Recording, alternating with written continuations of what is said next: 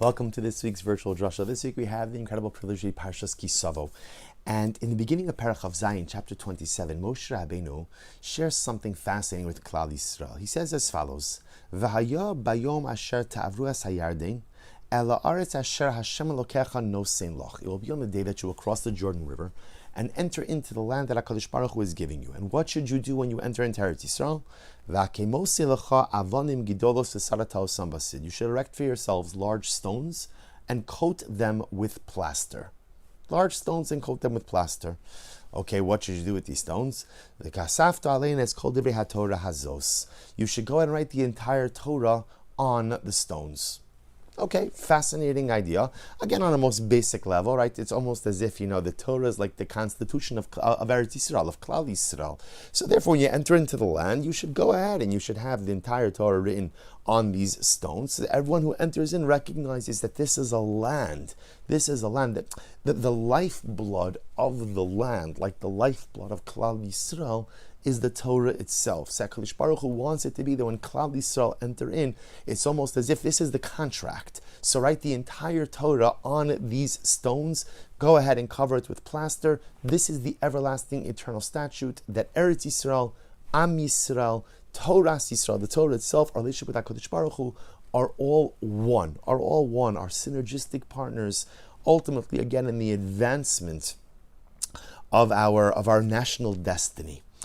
What's interesting, of course, is at the end the pasuk says again. This is the end of the section. So this is pasuk ches. So the Torah says v'kasafta al ha'avonim es kol divrei haTorah hazos be'er hetev, and you shall write on the stones the entire Torah be'er hetev. With little be'er hetev means with good explanation. Rashi explains that actually the Torah itself was written on the stones in 70 languages. Okay, again, there's much to speak about why 70 languages. Rabbi Yitzchak Berditchev has a beautiful insight, but not for now. Not for now. Now, of course, you could look in the beginning of Sefer Yoshua and in the beginning of the book of Joshua. So the Navi goes through great detail in talking about again the selection of the stones, the putting up of the stones, the installation of the stones. Good. What I want to share with you is something beautiful. The Chidush Harim, the Ger Rebbe, notes a fascinating idea. He says the Torah already told us at the beginning of the section that you should take stones, avonim gidolos, take stones, v'kasafta lein es kol divrei haTorah hazos, and write the Torah on them. Yet at the end of the section, writes the Chidush on the Ger Rebbe, the Torah again says v'kasafta al ha'avonim es kol divrei haTorah hazos beretiv. Write the Torah on the stones. You already told me, write the Torah on the stones. So why do you have to say it again? And the Rebbe says something so beautiful. The first time in this section, the first time in Perach of Zayin, chapter 27, the Torah says, write it on the stones. That was referring to the actual command. When you enter into Eretz Yisrael, you cross over the Jordan, put up these stones. The Rebbe says at the end of the section, the Torah Kedosha, Ribbon Shalom is teaching us an incredibly beautiful and profound lesson. And what is the lesson? I want to quote you from the words of the Chidush Harim. He says, Afilu al avonim efshar lahashpia al yedei divrei Torah. Torah could have an impact even on stones. Torah could leave its mark. Torah could be engraved. Torah could fundamentally change even something that is solid stone. That, the message says, Reb, is the last pasuk. Kasafta al ha'avonim es kol divrei haTorah be'er. Right on the stones. Stones. It's a solid surface. It's so difficult. It's so hard.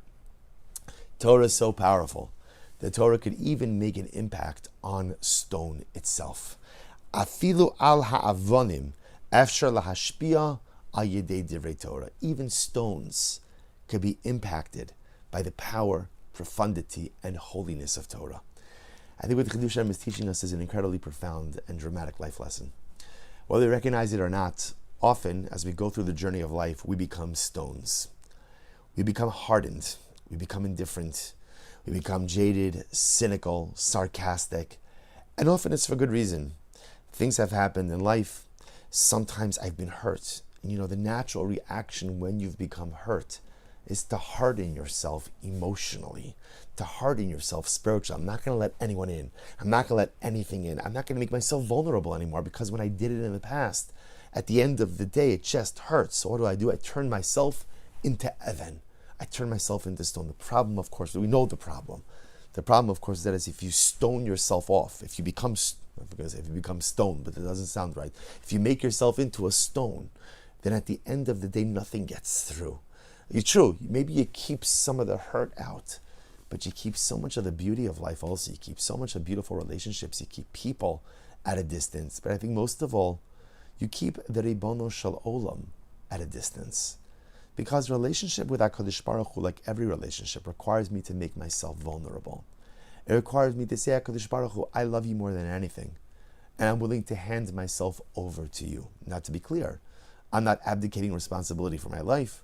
I'm not yielding the reins of my life. I'm not saying, God, it's all, you do everything and I'll do nothing. I'm going to do my part. I'm going to put in my ishtalos. I recognize at the end of the day, no matter how much effort I put in, my efforts will never yield anything if you don't bless them. My efforts will never create results if you don't want those results to happen. I'm going to give myself over to you. But I'm a stone. I'm a stone. So because I'm a stone, again, and when you spend years as a stone, you don't feel anything, right? When was the last time I davened the Shachris on a morning and I really felt something, right? When was the last time in my learning, right? I learned and I feel it, like I feel my neshama uplifted. When was the last time I did a mitzvah and I really felt that I was connecting to HaKadosh Baruch Hu? Or perhaps more globally, when was the last time I really felt connected to my Father, to Avinu Shema Shamayim, to the Ribono Shel Olam? And for many of us, it's been a very long time, because I'm a stone. I'm walled off. I'm closed off. So what do you do? What do you do? And especially now, like this month of Elul, we're heading into Yomim Noram, a month of Anila Dodi V'Dodi, the whole essence of Elul is falling back in love with HaKadosh Baruch Hu, is feeling that connection. Elul is not tshuva. Tshuva comes later on. But before I could do tshuva for anything, I have to reignite the relationship, reignite the passion, reignite the excitement. How do I do it? How do I do it? I just sometimes feel so indifferent. I sometimes feel so stoned off, so walled off. So what do I do? And the Chiddush Hashem says it's very simple. And it sounds a little bit counterintuitive, but it's simple.